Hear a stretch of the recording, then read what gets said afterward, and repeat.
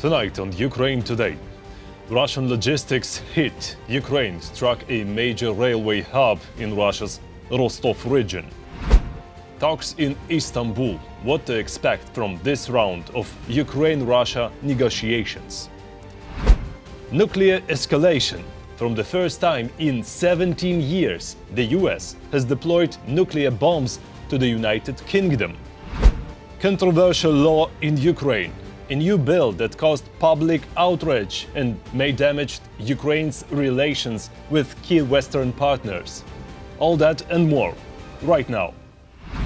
Hi, I'm Volodymyr Rabchun. Don't forget to like, subscribe, and let's get to the news. Ukraine targeted a major Russian logistics hub in the Rostov region. The railway junction is a vital part of the supply line used by Russian forces to move weapons, fuel, and equipment for Putin's terrorists. A legitimate target, and it's been successfully hit. Russian forces deployed a newly formed Chechen mechanized regiment. It includes 4 battalions, around 1,500 troops. At Russia's current loss rate, that's about a day and a half. Just yesterday alone, Russia lost at least 970 soldiers, killed and wounded. Since the start of the full-scale invasion, that's 1,045,220 soldiers. On top of that, Ukraine's defense forces destroyed 3 Russian tanks, 2 armored vehicles, 42 artillery systems and dozens more pieces of enemy military hardware. Poland urged its citizens to leave Russia, especially those who hold both Polish and Russian passports. Why? Because Russia treats them only as Russian citizens, and they could be conscripted at any moment. Ukraine's air defense shot down 27 out of 71 drones launched by Russia in another night of terror. 18 drones went off radar, and 26 struck 14 different locations. In the Kharkiv region, a market and a postal office were hit.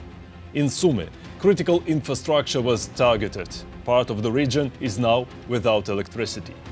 In the Dnipropetrovsk region, Russian drones struck civilian areas in Kryvyi Rih.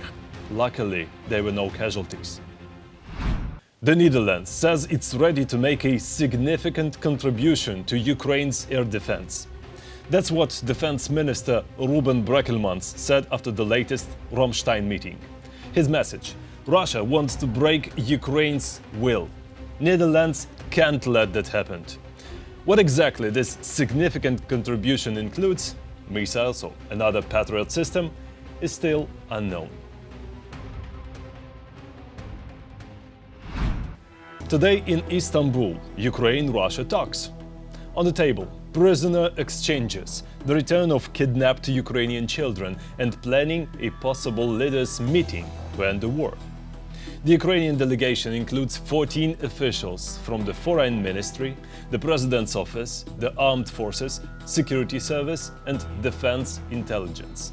The group is led by National Security and Defense Council Secretary Rustem Umerov, Ukraine's former defense minister. As for Russia, Putin again picked Vladimir Medinsky as chief negotiator.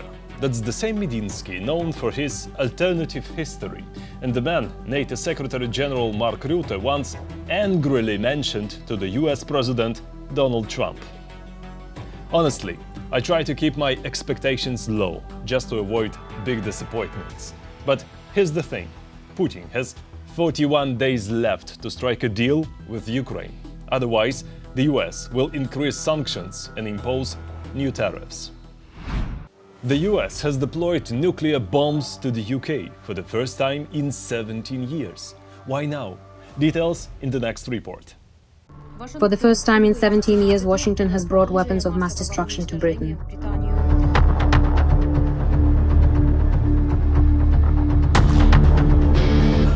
The US has delivered the most advanced version of bombs, which are the main nuclear weapons of America's strategic forces, to its largest European airbase. However, neither the American nor the British authorities have commented in any way on the alleged deployment of these weapons. The first reports about the possible return of nuclear weapons to the territory of the United Kingdom date back to 2022. At that time, Western media reported that the United States was carrying out reconstruction of this facility, which had been effectively mothballed in 2008. And accordingly, the actions of the United States should be seen as a gradual return to the tactics of nuclear deterrence, which was one of the defining features of the NATO bloc. This also applies to the foreign policy course of the United Kingdom. As reported by British publications, last week B-61-12 thermonuclear bombs were delivered to a newly built secure storage facility at the Lakenheath Air Base in eastern England. Thus, the United Kingdom has become the sixth country in Europe where US nuclear weapons are deployed.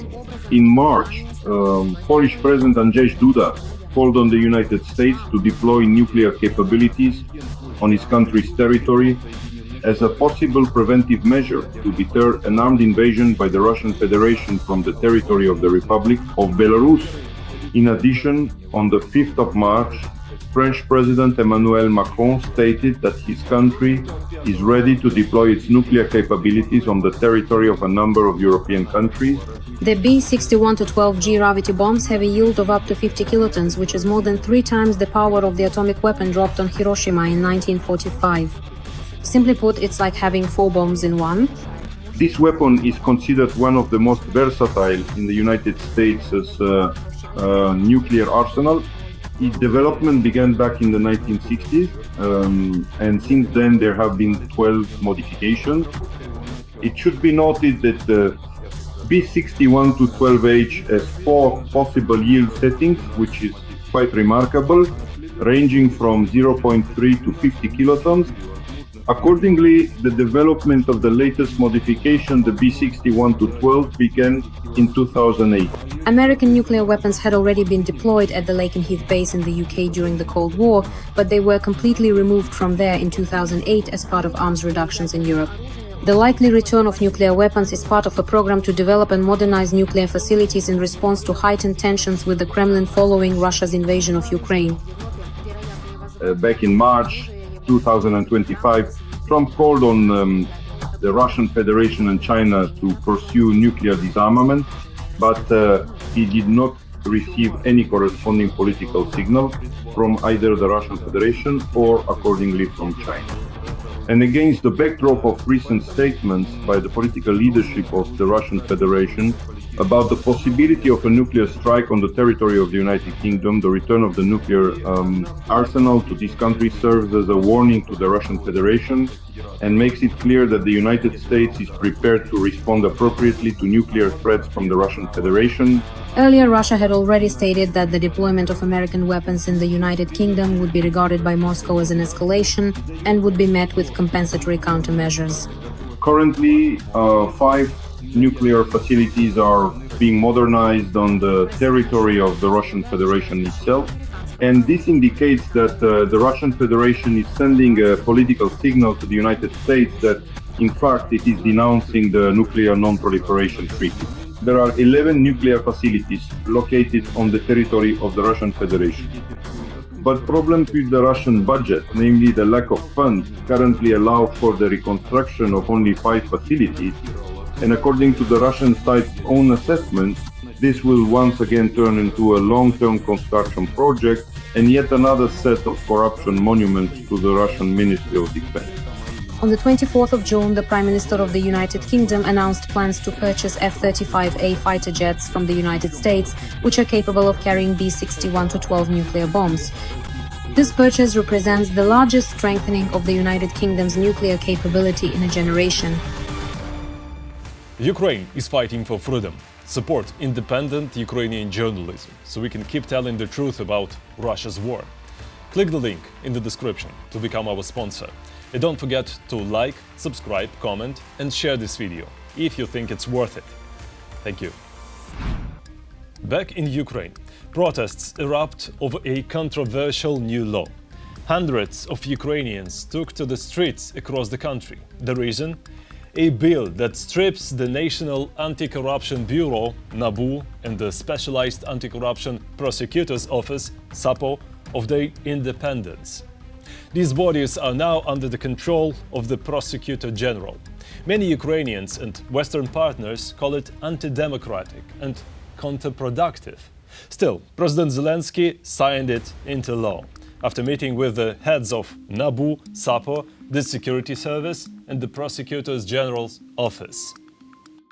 The anti-corruption infrastructure will work, but only without Russian influence. Everything needs to be cleaned up and there has to be more justice. Of course, the National Anti-Corruption Bureau of Ukraine and the specialized anti-corruption prosecution will keep doing their job. What matters is that the Prosecutor General is determined to make sure the law truly works in Ukraine, that punishment is inevitable for those who break it. That's exactly what Ukraine needs. Cases that have been sitting untouched for years must finally be investigated. For years, officials who fled Ukraine have been living peacefully abroad, in very nice countries, and somehow without any legal consequences. That's just not normal.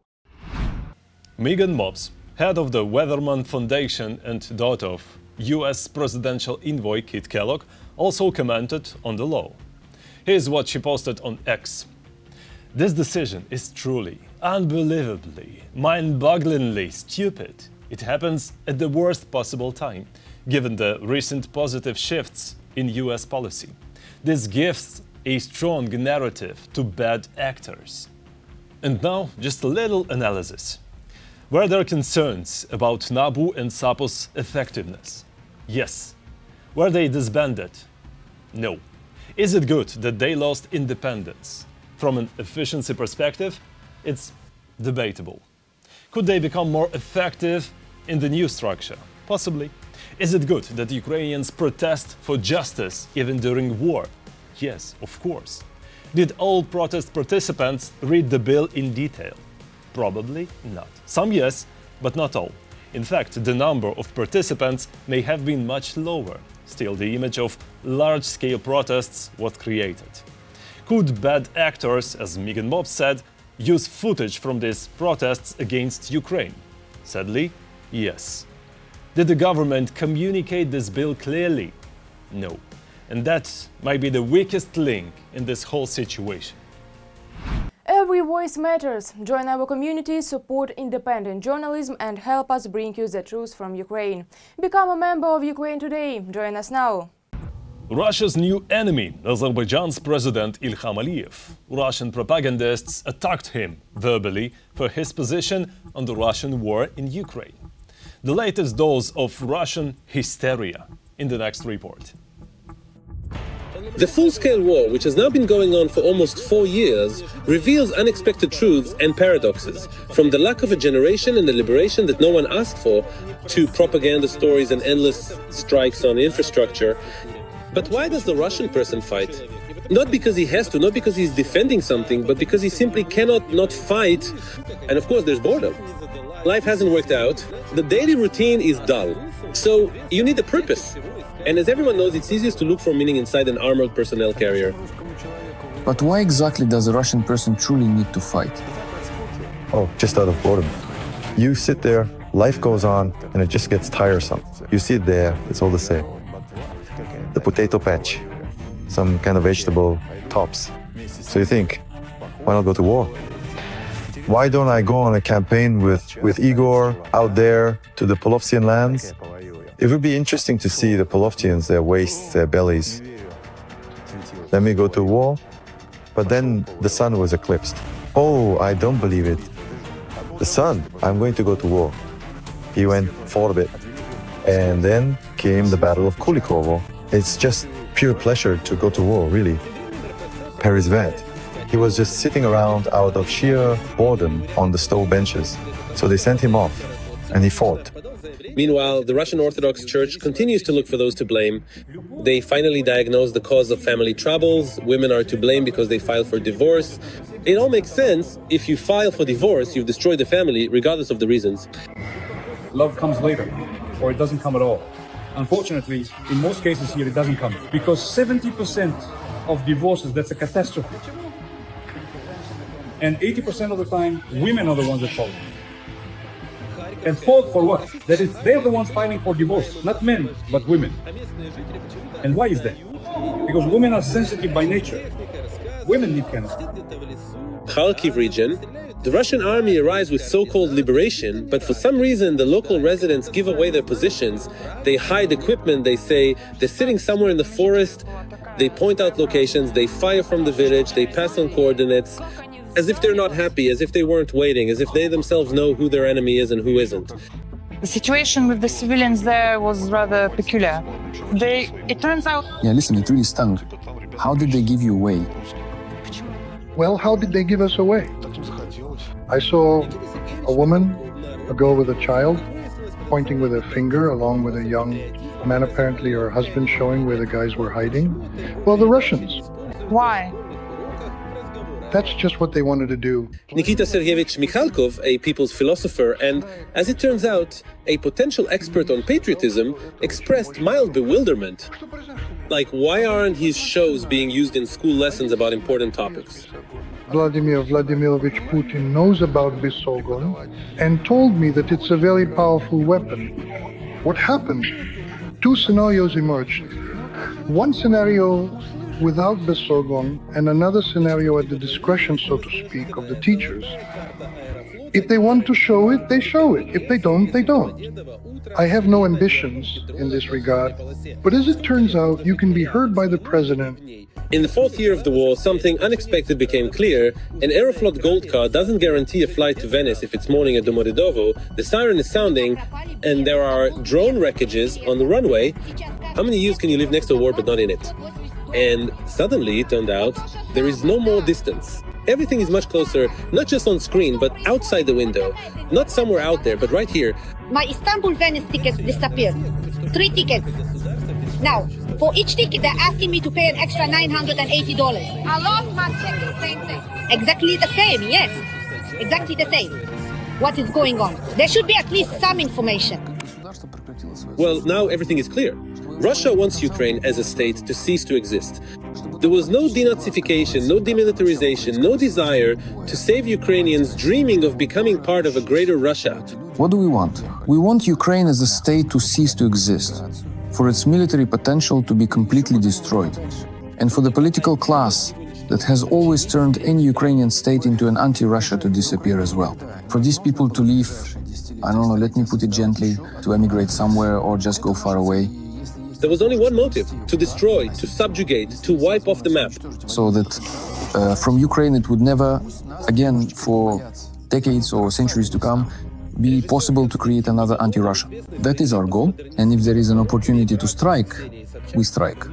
If there is an opportunity to destroy military potential, we destroy it. Let them be a little afraid of us. They've gotten too relaxed over there. Director Konstantin Bogomolov, known for his postmodern productions and marriage to Ksenia Sobchak, has once again shaken up the media space. This time, though, in a metaphysical way. In an interview, Bogomolov stated, I think that what happened 3 years ago has so radically changed the environment we live in that in a certain sense, well, it's the fortune of our generation that we find ourselves in this historical period, which forces us to talk about the essential things.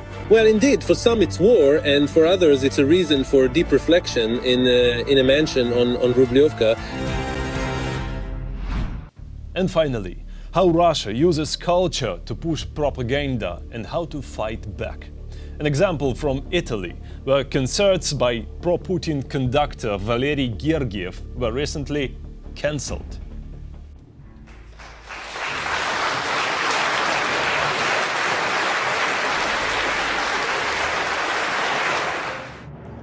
While the Kremlin continues its war against Ukraine, Valery Gergiev, a close ally of Putin and a long-standing symbol of Kremlin cultural policy, is expected to perform in the luxurious interiors of the royal palace in Caserta, Italy.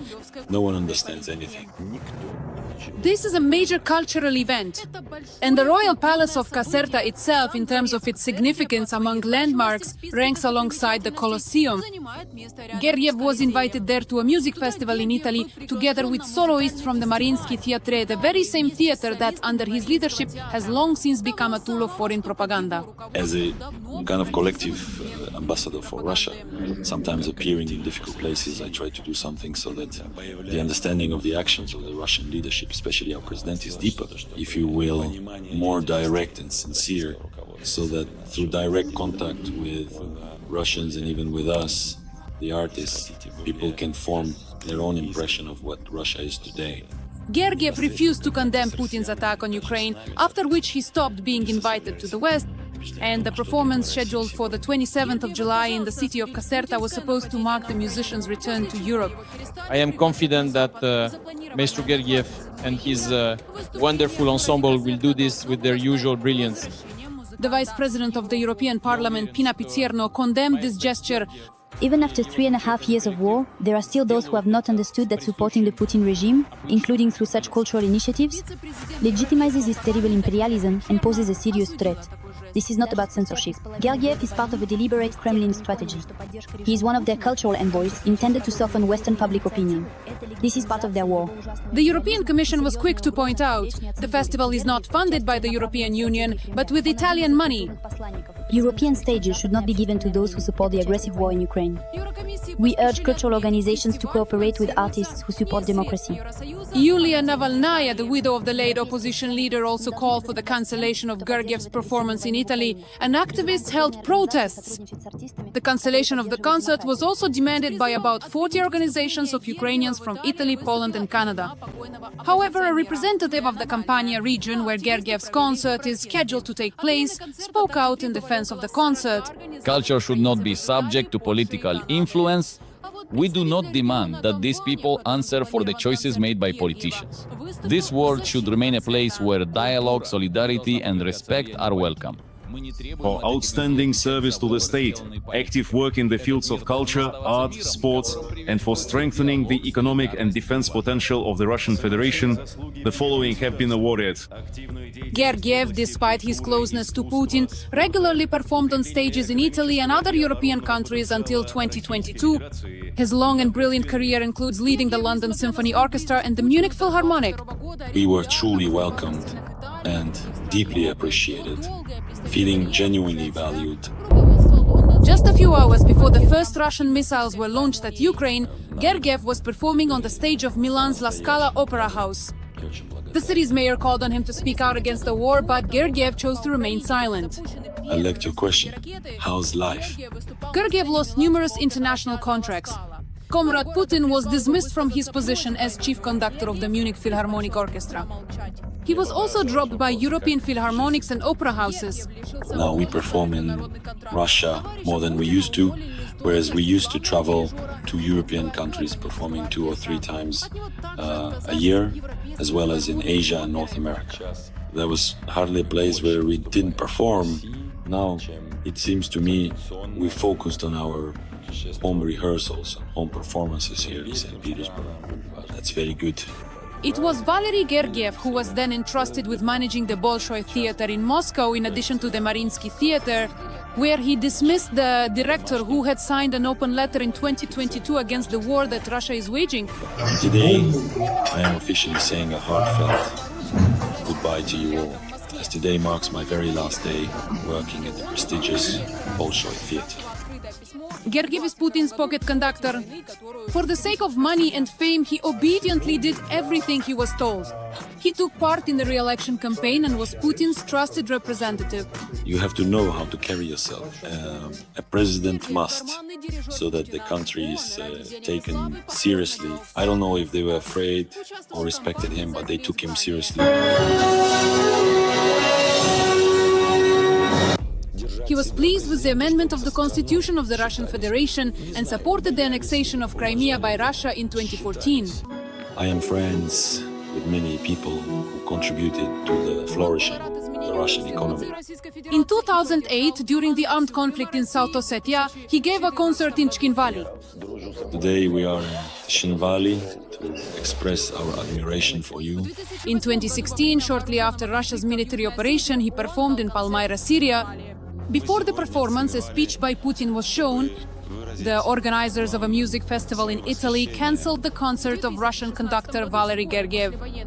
Gergiev, however, stated that he had no information about the cancellation of his concert. Art is free and not subject to censorship. But propaganda, even if performed skillfully, is something else entirely. That is why the concert by Valery Gergiev, a friend and advisor to Putin, organized and funded by the regional government and companies, poses a risk of sending the wrong message to society. Canceling people like Gergiev is an appropriate response to Putin's regime and the wars he has unleashed. That is why the Italian festival organizers' attempt to pull the Putin supporter Gergiev out of the dusty chest provoked a sharp reaction from those who saw in this move an intention to once again normalize contacts with Russian supporters of the dictator Putin and the war. That's all for today. Thanks for watching. Thank you for your support. Strength to Ukraine's defenders. Glory to Ukraine. Don't forget to like, subscribe, comment and share. See you next time.